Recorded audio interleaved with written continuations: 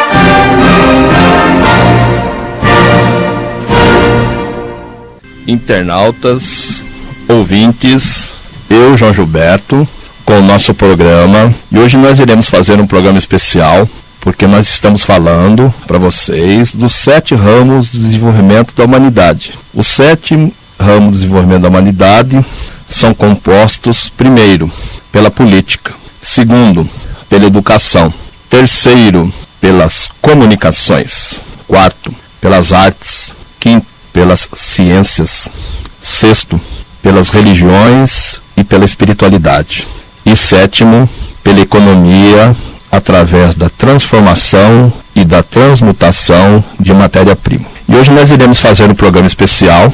O nosso país, esse regime que está aí, ele começou em 1889, através de um concílio, através do encontro de militares, eclesiásticos e pessoas influentes na sociedade, na época, onde a capital do Brasil estava sediada no Rio de Janeiro, na Praia Vermelha, no Colégio Militar, um local fantástico que nós temos no Rio de Janeiro. Ali, na confluência do Pão de Açúcar, tomou-se a iniciativa da proclamação da República Federativa do Brasil. Essa proclamação, através dessas pessoas influentes, levaram ao cargo o primeiro presidente republicano brasileiro, Deodoro da Fonseca. O primeiro presidente brasileiro militar. O primeiro presidente brasileiro fruto de uma engenharia da burguesia.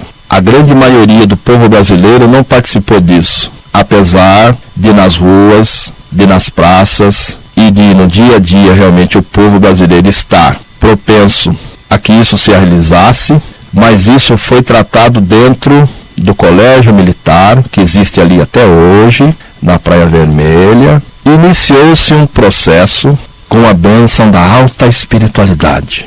Então, o beneplácito da proclamação da República Brasileira não foi somente um ato histórico, foi um ato espiritualista. Nós já falamos em outros programas que o Brasil tem um papel importantíssimo agora nesse século, no século XXI, que é o século da transformação, aonde nós iremos adentrar a nova era, a era de Aquário, a era onde tudo irá se apresentar de uma maneira impressionante. As transformações, as mutações, e as pessoas que estiverem e se apresentarem irão compreender todas essas mensagens, todos esses ensinamentos, porque o acesso à divina presença Eu Sou está agora mais intenso.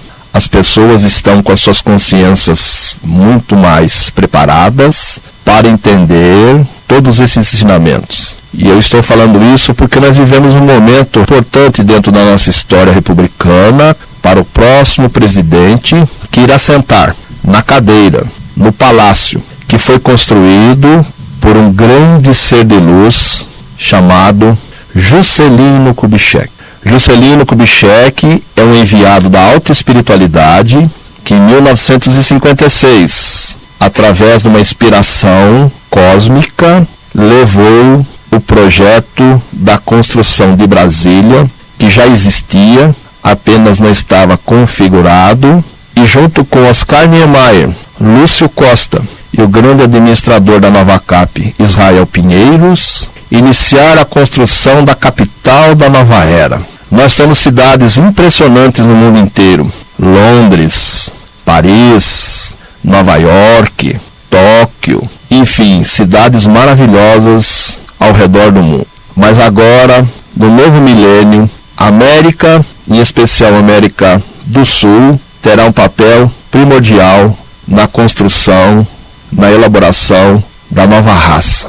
A raça dourada, que vai se apresentar, amadurecer para os novos desafios da nova era, dos novos tempos. E hoje, por ser um dia onde nós iremos falar para vocês no nosso programa em termos de política, nós iremos fazer, nesse primeiro momento, uma sinopse, lembrando a vocês tudo o que aconteceu, é lógico, muito resumidamente, desde que Deodoro da Fonseca foi nomeado o primeiro presidente da República Federativa do Brasil. O Brasil não foi descoberto em 2003, com a posse do presidente Lula. Mas nós iremos deixar muito bem claro aqui hoje, eu, João Gilberto, que o Brasil foi construído com o suor, a inteligência e principalmente o patriotismo de muitas pessoas, para que hoje a pessoa que está no Planalto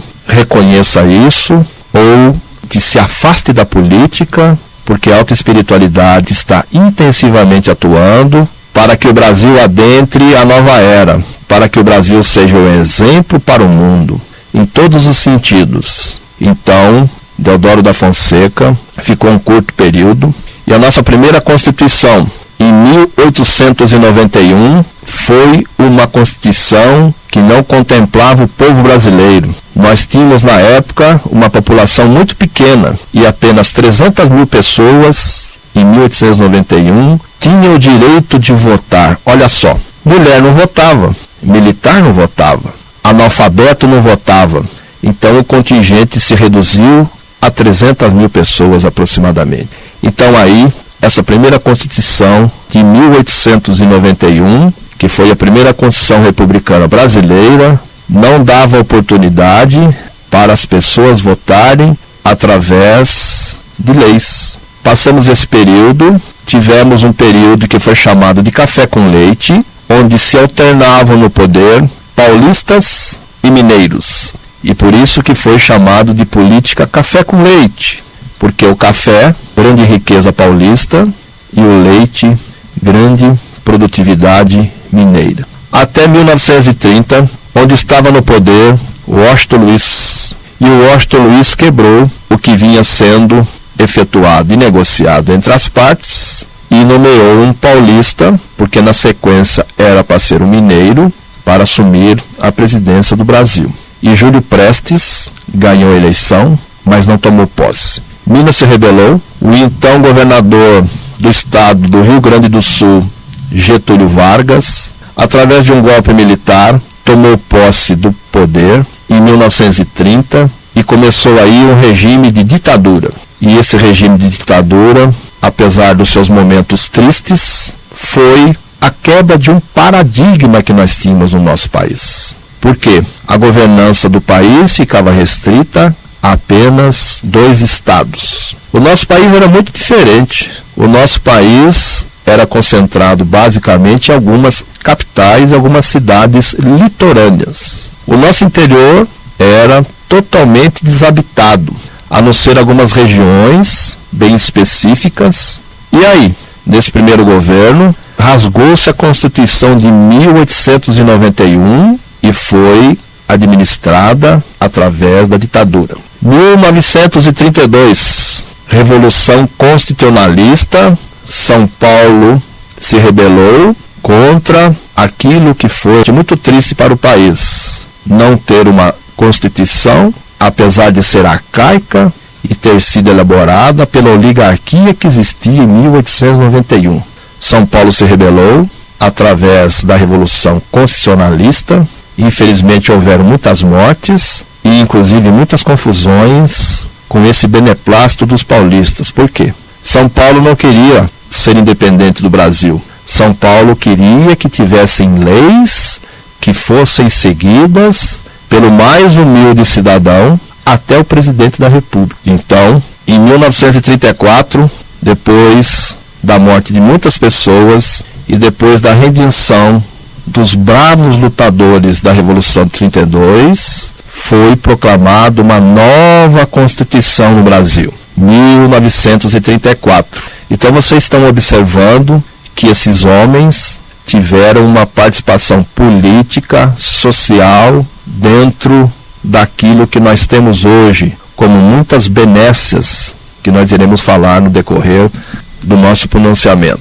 O grande presidente Getúlio Vargas, apesar do seu regime de ditadura, era um grande nacionalista. E hoje nós vemos nos debates presidenciais as pessoas falando de Petrobras, Vale do Rio Doce. Você deve ter recebido na sua casa nesses dias uma figura com um instrumento na sua mão, fazendo um levantamento para o IBGE. Pois é, pessoal, essas empresas foram fundadas através de decretos presidenciais por Getúlio Vargas. 1930 até 1945, Getúlio Vargas esteve no poder através de um processo de ditadura, mas nacionalista, visionário, criou muitas empresas e muitas situações sociais que nós utilizamos, temos essas benécias hoje. A consolidação das leis do trabalho. Naquela época as pessoas trabalhavam no regime de escravidão. A escravidão terminou em 1888, mas ela avançou no tempo. Por quê? Porque não existiam leis da consolidação do trabalho. E através desse grande brasileiro, Getúlio Vargas, foi criado um regime de controle do trabalho no Brasil. Então eu estou explicando isso tudo para vocês porque esse país foi construído por muitas personalidades. Essas personalidades tiveram depois, posteriormente, muitos outros brasileiros que foram se desdobrando nessas benécias que foram criadas. E se hoje nós temos a 7ª economia desse planeta, foi construído primeiro pela iniciativa desses governantes e principalmente pelo povo brasileiro. O povo brasileiro é o responsável por tudo isso que nós temos hoje. Alguns políticos se sobrepuseram, alguns políticos foram até abençoados pela alta espiritualidade para trazer para o povo benécias que nós temos hoje. Mas um país é construído pelo seu povo. Políticos são passageiros. Político muitas vezes se envolve em situações que não levam o povo para a frente, mas o povo sempre ganha. No depoimento do grande deputado, presidente da Assembleia Constituinte de 1988, Ulisses Guimarães, ele dizia: o povo sempre vence. A inércia e o antagonismo do Estado. E isso foi acontecendo com o nosso país. Então, Getúlio Vargas, nesse período de 1930 a 1945, criou uma estrutura nacionalista de infraestrutura que nós temos até hoje. Companhia Siderúrgica Nacional, uma grande empresa. E eles ficam debatendo privatizações. O governo não tem que administrar e gerenciar empresas. O governo tem que cuidar do povo. Quiçá um dia essas empresas que nós temos hoje estejam na mão de empresários sérios, honestos e competentes, para que o grande elefante branco, onde essas empresas servem de cabide de emprego, se tornem rentáveis, paguem bilhões de impostos, como nós temos hoje.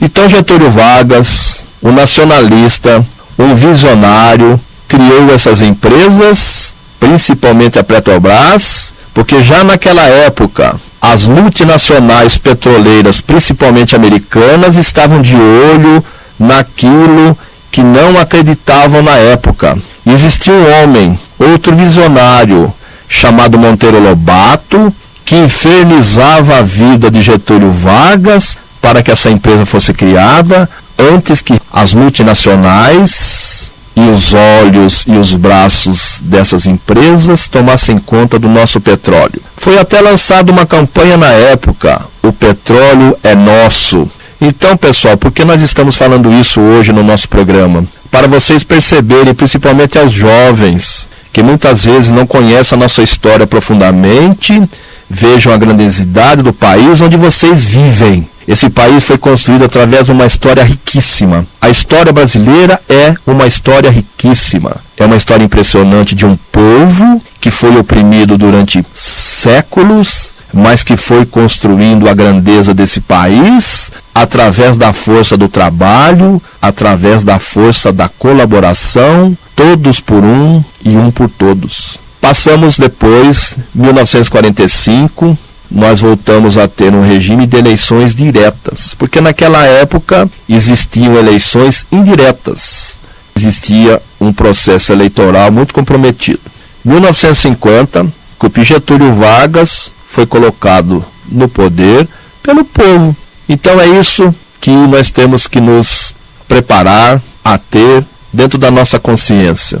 As pessoas fazem benefícios para o povo as pessoas que pensam no povo, sem corrupção, sem roubalheira, sem trambiques e principalmente com as mãos limpas. O período de 1950, onde foi eleito pelo povo Getúlio Vargas, de muita pressão, onde outras forças políticas pressionavam o governo. Em 1954, Getúlio Vargas veio a se suicidar e aí criou-se um momento muito triste dentro da nação, mas ao mesmo tempo um novo paradigma. Nós não temos mais Getúlio Vargas. 1930, 1945, 15 anos. E depois mais 3 anos, praticamente 18 anos, um político, um estadista, administrando os destinos da nação. E naquele suicídio, em agosto de 54, aquele mito, aquele grande personagem da história, passou para a posteridade com esse seu ato do suicídio. Ficamos um período com o vice-presidente e em 1956, através ainda do voto direto do povo, lançaram-se para presidente e vice-presidente um outro grande brasileiro, um outro grande ser de luz, uma outra grande personalidade dentro da nossa política, para mim, a maior personalidade política que esse país já teve, Juscelino Kubitschek de Oliveira. O seu vice, João Goulart, ganhou a eleição, era governador do estado de Minas Gerais, assumiu o poder, apesar da turbulência que existia na época, com o distúrbio gerado por Carlos Lacerda, deputado, senador e depois governador pelo antigo estado da Guanabara. Juscelino assumiu o poder com ajuda e com o beneplácito de alguns militares, em especial o general Lott. Iniciou-se em 1956 um paradigma que iria mudar toda a história da política brasileira. Por quê? A capital brasileira estava sediada no estado da Guanabara e através de um projeto que já existia e que foi idealizado em 1892 pelo cientista professor Dr. Cruz, Brasília já estava determinada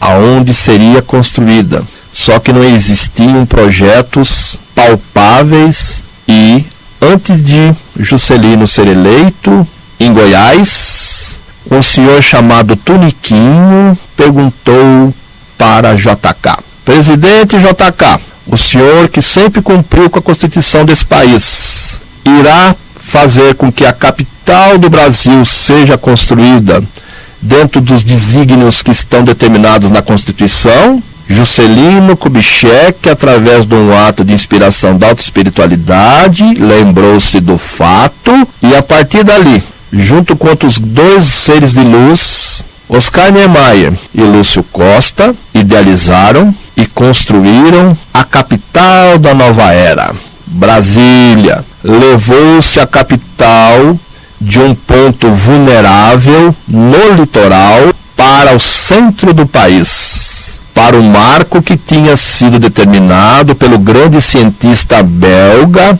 Cruz, e aí começou um novo desenvolvimento do país. Tudo levava a Brasília, tudo desenvolvia no país, estradas, infraestrutura. O Brasil saiu de uma situação quase de colônia para a condição de um país desenvolvido. E através do presidente JK se construiu uma cidade maravilhosa, única no mundo. A história de Brasília é uma coisa fantástica. Se vocês puderem adquirir o livro da história de Brasília, O Segredo de Brasília, de Akhenaton a JK, leiam esses livros. Adquiram esses livros em livrarias especializadas e vocês entenderão a personalidade chamada Juscelino Kubitschek. Juscelino Kubitschek, só com esse ato de construir a cidade da nova era, já é um ícone dentro da política brasileira e também abriu a economia do país para as empresas multinacionais. O Brasil era um país nacionalista, investiu na sua estrutura interna através dos decretos e da criação de muitas empresas em situações sociais por Getúlio Vargas. Mas Juscelino Kubitschek deu esse impulso e aí adentraram ao nosso país empresas multinacionais que estão até hoje construindo a grandeza do nosso país. Nós temos muitas empresas nacionais e muitas empresas internacionais que construíram e vão construir a grandeza desse país, que vai ser um grande país, um dos maiores países da nova era, que está sendo construído, que está tendo um amadurecimento para se tornar a raça dourada, que é a raça que vai impulsionar e vai levar para todas as partes do mundo a miscigenação, a cultura que se agregou-se de todas as partes do mundo aqui nessa pátria abençoada, chamada Brasil. Juscelino Kubitschek passou pela primeira vez a faixa de presidente em Brasília para Jânio Quadros. E Juscelino Kubitschek, com a fundação de Brasília, entregou a faixa para Jânio Quadros. E num período muito curto, de 8 meses, Jânio Quadros renunciou, muito triste, e aí mudou-se um novo paradigma dentro do Brasil, porque nós passávamos naquela época uma guerra fria entre Estados Unidos, União Soviética, e os militares e os governos americanos pressionaram e tinham uma participação muito grande aqui dentro da nossa política. Jânio Quadros saiu com a alegação que forças ocultas tinham o tirado de lá e, infelizmente, em 64, um golpe militar trouxe momentos de ditadura para dentro do país e que só terminaram em 1985, através de um processo muito árduo de muitos brasileiros, com a eleição no colégio eleitoral do grande brasileiro Tancredo Neves, e aí iniciou-se a redemocratização no Brasil. Tancredo Neves, outro ser de luz. Inclusive nós fizemos um programa especial mostrando que todos esses períodos que nós tivemos, desde Getúlio Vargas até a sua eleição para presidente da República, Tancredo Neves esteve como um conciliador de momentos traumáticos da nossa história. Então, o regime militar, através do milagre brasileiro, impulsionou obras e criou para o país uma das maiores dívidas sociais e estruturais de todo o tempo da República Brasileira. Dívidas imensas, projetos grandiosos, mas que tiveram fatores extras e até de corrupção, e que até hoje determinadas pessoas que ainda militam na política não se explicaram e estão quietinhos com seus dinheiros em paraísos fiscais. Mas aqui nós estamos falando do lado positivo da política republicana brasileira. 1985, o colégio eleitoral, através da votação, elegeu Tancredo Neves. De outro brasileiro que inclusive também não está mais entre nós, a população brasileira, aí sim, saiu às ruas, pacificamente, exigindo retorno às eleições para presidente da República. As eleições para governador já tinham sido liberadas a partir de 1982. Muitos governadores se elegeram através de um plano que existiu na época, chamado Plano Cruzado. Mas não se votava para presidente da República o cargo máximo. Em 1985, nós tivemos a infelicidade de Tancredo Neves, eleito presidente, não tomar posse. Alguns meses antes da sua posse, morreu, uma morte estranha, que só a história vai elucidar, e assumiu o vice-presidente. Na época, nós tínhamos um fator constitucional muito comprometedor. Por quê? Se um presidente da República e se um vice-presidente da República ainda não tivesse tomado posse, quem deveria gerir os destinos da nação? Quem deveria gerir os destinos da nação seria o presidente da Câmara dos Deputados. E o presidente da Câmara dos Deputados foi uma outra personalidade fantástica, Ulisses Guimarães, que realmente tinha esse poder. Mas, para não gerar conflito perigoso dentro do país, deu-se posse a um vice-presidente que estava composto na chapa de Tancredo Neves, mas que ainda não tinha tomado posse. E para não se gerar mais transtornos. Ulisses Guimarães bancou isso e deu posse ao ex-presidente José Sarney. E o ex-presidente José Sarney, no seu governo, conduziu o país de uma maneira atabalhoada, de uma maneira muito triste, e nós chegamos no final do seu governo numa situação social, econômica impressionantes, com uma inflação mensal de aproximadamente 90%.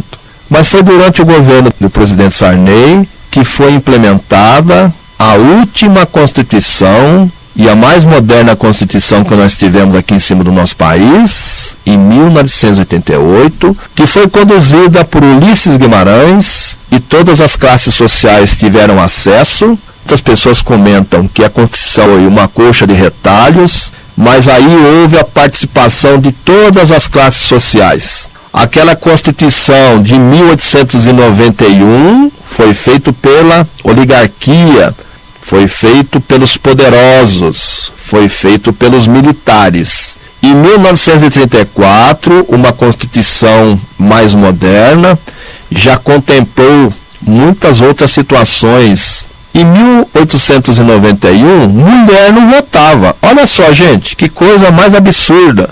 A mulher não votava em 1891. Porque mulher não era gente? A mulher é um ser de luz. A mulher, inclusive, ela que geram todos os nossos filhos. E a Constituição de 1891 não dava o beneplácito para a mulher votar. Por aí vocês veem o absurdo que nós tivemos da primeira Constituição pós-posse de Deodoro da Fonseca. E aí São Paulo se revelou em 1932 e em 1934 aí já foi contemplado categorias sociais, etnias, para terem direito ao voto. Mas ainda existiam muitos analfabetos naquela época e existe até hoje. O analfabetismo no Brasil é um absurdo existir até hoje. Pessoa que não sabe ler e escrever no Brasil é uma vergonha para todos os ex-presidentes e os futuros presidentes que não erradicarem isso. Então, nós tivemos no governo Sarney o beneplácito da contemplação da Constituição de 1988. José Sarney, com um governo conturbado, com um governo lamentável, seguiu e através de uma disputa fantástica, participavam muitos partidos na época que já tinham se desdobrado das antigas Arenas e PMDB e disputaram a eleição. Ulisses Guimarães, Mário Covas, Leonel Brizola, Afife Domingos e outras personalidades, e aí apareceu um caçador de Marajá, que foi fruto de um marketing impressionante na época, porque os meios de comunicações estavam preocupados da posse de grandes líderes que combateram o regime militar e de acabar com a concessão da mídia, em especial das TVs, e se criou-se um mito chamado Fernando Collor de Mello. Junto com hoje o presidente Lula, disputou a eleição, ganhou e tomou posse. E depois de 2 anos, envolto em corrupção, envolto numa campanha de caça às bruxas, aqueles que os colocaram no poder, tiraram do poder. Aqueles que eu digo são da mídia. Então, nós passamos pela primeira vez no nosso regime republicano o processo de impeachment. O que é isso? Através do Congresso Nacional, através da pressão popular, um presidente da República foi colocado para fora da capital da nova era, Brasília. A humilhação para Fernando Collor de Mello foi muito grande, porque ele se julgava um semideus, e isso fez com que o amadurecimento político do Brasil se tornasse referências no mundo inteiro, porque tirou-se um presidente da República sem pegar em armas, sem conflitos mais complicados, através do regime estabelecido em cima de uma Constituição que existia na época, que já era uma Constituição referenciada pelo grande Ulisses Guimarães de 1988. Fernando Collor de Mello é colocado para fora do poder, e aí surge a grande transformação do nosso país. O mineiro, trapalhão no primeiro momento, mas que, através de uma iluminação, colocou a estabilidade no país e a estabilidade econômica, que foi o grande mineiro, outro mineiro, Itamar Franco. Itamar Franco, que era o vice de Fernando Collor de Mello, assumiu no primeiro momento muito conturbado, porque você imagine você assumir um governo onde foi colocado para fora o presidente que estava lá. Mas esse foi um processo de amadurecimento do nosso povo. Itamar Franco assumiu, fez muitas mudanças na economia e colocou o país no eixo através de um ministro que ele tinha na época, depois de muitas mudanças, chamado Fernando Henrique Cardoso, que depois, através do seu plano real e juntamente com outros grandes brasileiros economistas, começaram a colocar ordem nesse país e começaram a colocar essa locomotiva chamada Brasil nos seus devidos eixos. E através de projetos, através de leis e através de criações, o que nós temos hoje, 90% do que está aí foi criado fruto da administração de Fernando Henrique Cardoso, que infelizmente alguns partidos, em especial o PT, não reconhecem e querem as benesses, tudo que foram criado por esse grande brasileiro, para eles. E aí a economia entrou no seu eixo e grandes atitudes foram tomadas. Eles ficam debatendo que naquela época foram criados milhões de empregos e hoje é muito mais, só que naquela época nós tínhamos uma crise mundial muito pior do que nós temos hoje. A crise mundial que nós temos hoje foi detonada por um país chamado Estados Unidos da América do Norte.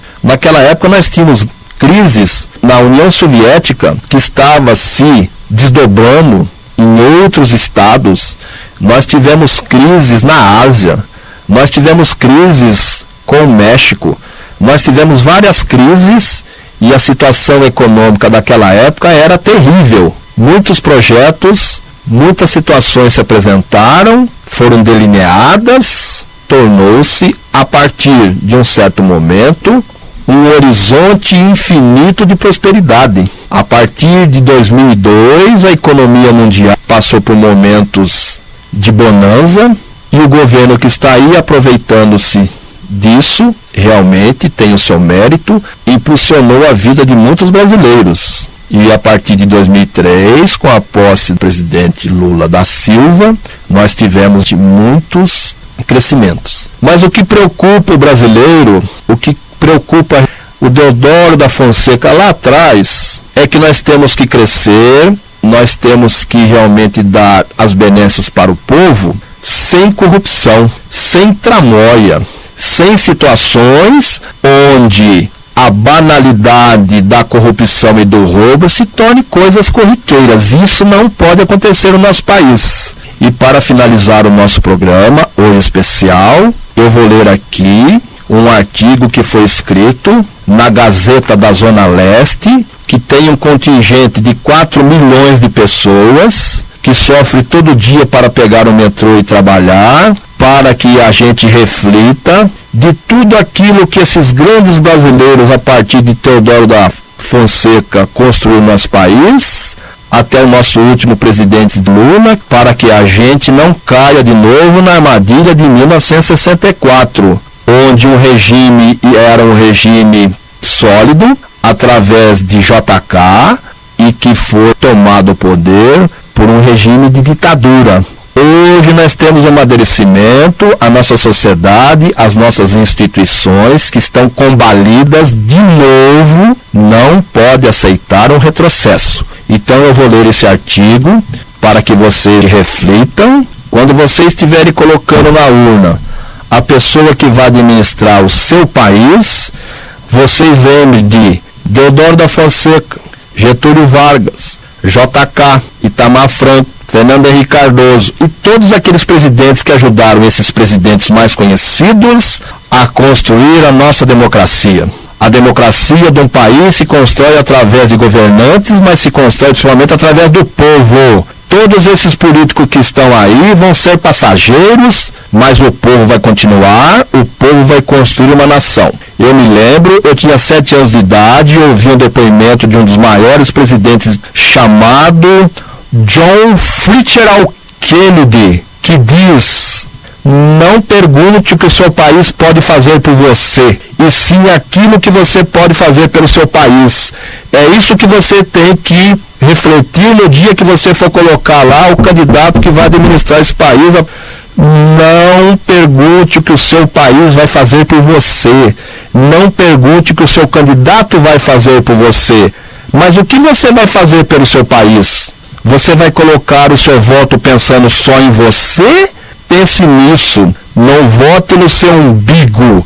Vote no ideal do povo brasileiro, que é construir esse país, a maior nação do mundo. O que os brasileiros têm a ver com isso é o artigo. Seria muito interessante que o nosso eminente presidente respondesse essa pergunta, que eu vou repetir. O que os brasileiros têm a ver com isso? Sem dúvida, devemos estar com muito, mas muito, mas muito dinheiro mesmo. Estamos nadando, basicamente, em muita grana. Só que ela não está na minha conta e certamente não está na sua conta. Já imaginaram quantas crianças seriam retiradas das ruas com esse dinheiro? Como os salários dos professores poderiam ser aumentados, dando-lhes condições de melhorar seus conhecimentos e assim os ensinamentos, já que a educação é a salvação do Brasil? Quantas creches não seriam construídas? Quantas mais bolsas famílias não poderiam ser distribuídas? Já que esse é o programa do PT, as prisões poderiam ser melhoradas, a polícia melhor remunerada, a defesa do cidadão, as estradas, mais casas de saúde, mais remédio para o povo. Olha, é muito dinheiro só para garantir ao Deus brasileiro um lugar na ONU, ou quem sabe um prêmio Nobel da Paz, ou mesmo um assento no Banco Mundial, coisas do gênero, já que o Brasil, para o Deus, é pouco. Ele almeja muito mais, quer conquistar o mundo.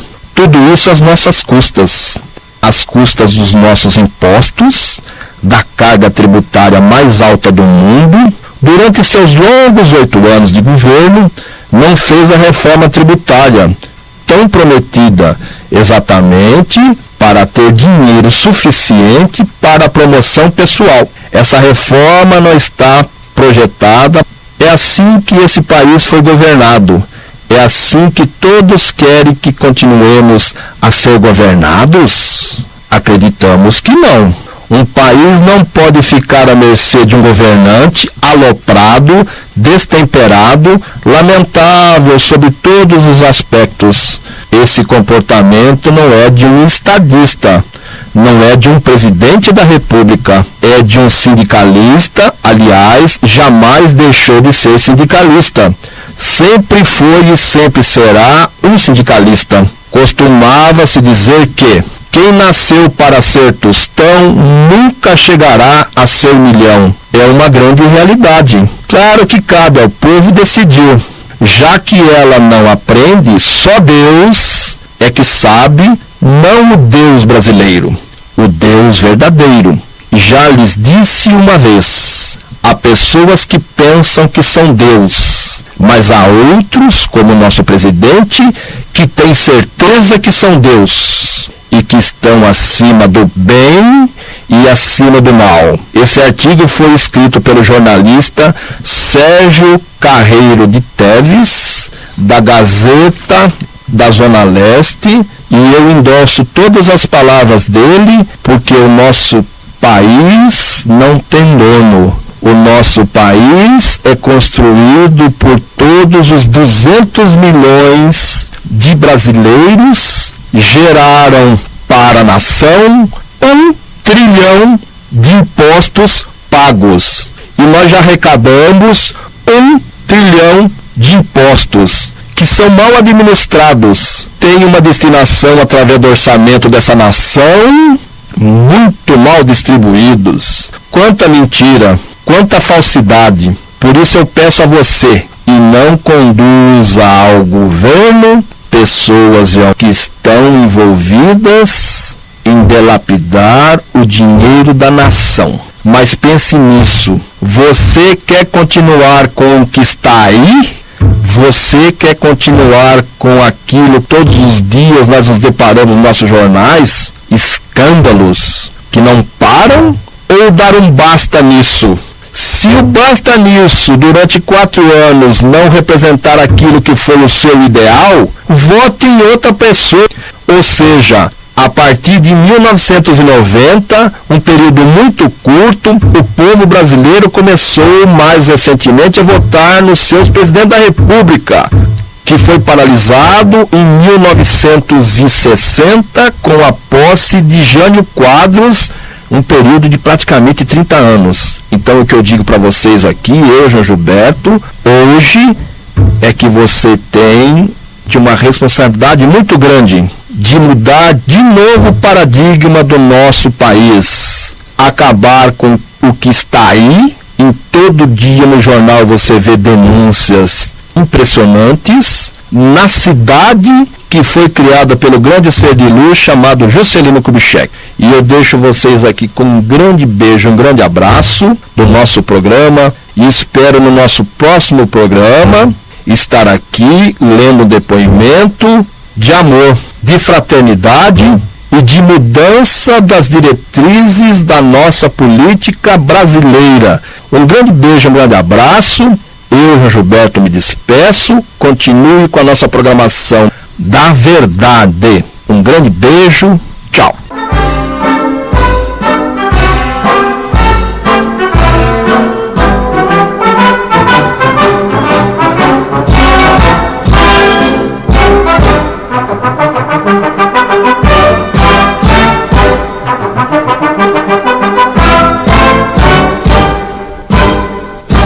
Seja um palio de luz desdobrado sobre a larga amplidão destes céus, este canto rebelde o passado, preprevio dos mais torpes lábios.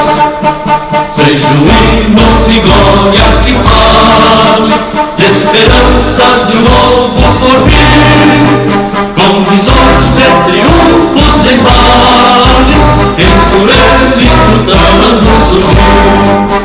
Liberdade, liberdade, abre as asas sobre nós, das lutas na tempestade, para que usamos tua voz.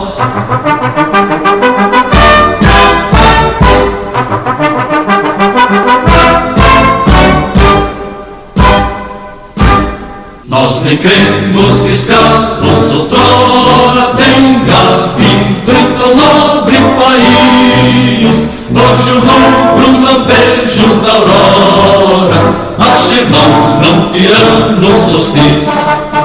Somos todos iguais ao futuro, saberemos unidos levar nosso robusto estandarte de couro, brilhante da pátria lutar. Liberdade, liberdade, abre as asas sobre nós, das lutas na tempestade, para que usamos tua voz.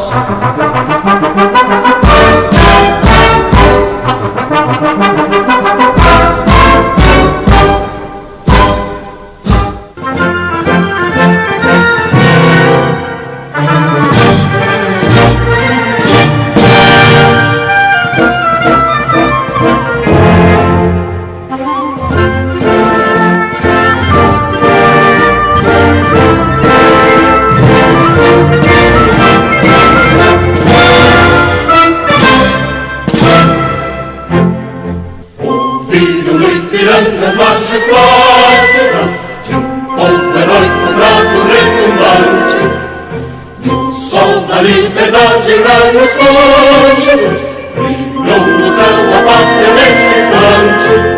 Superior, essa igualdade, conseguimos conquistar com braço forte.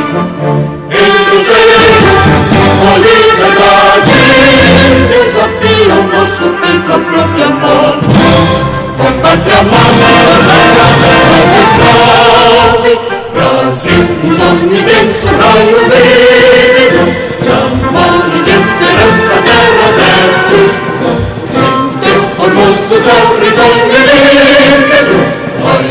haste do cruzeiro resplandece, gigante pela própria natureza, estela sorte pálido colosso, e o teu futuro espelha essa grandeza adorada. Entre outras vidas por Brasil da pátria amada, os filhos deste sol mais gentil, pátria amada Brasil. Deitado eternamente nesse esplêndido, ao som do mar e à luz do céu profundo, fulguras ó Brasil florão da América, iluminado o sol do novo mundo. Porque a terra mais arriba, entre os sonhos lindos campos tem mais flores, nossos bosques têm mais vida, nossa vida no teu seio mais amor. Pátria amada, salve, Brasil de amor eterno seja símbolo, lá para o teu sentas estrelado, diga o verde louro desta flor, mas no futuro e glória do passado, nas sedes da justiça clama forte, verás que o filho teu não foge a luta, nem tem ninguém que adora a própria morte, entre outras vilas que trazem a pátria amada, os filhos deste sol mais gentil, pátria amada Brasil.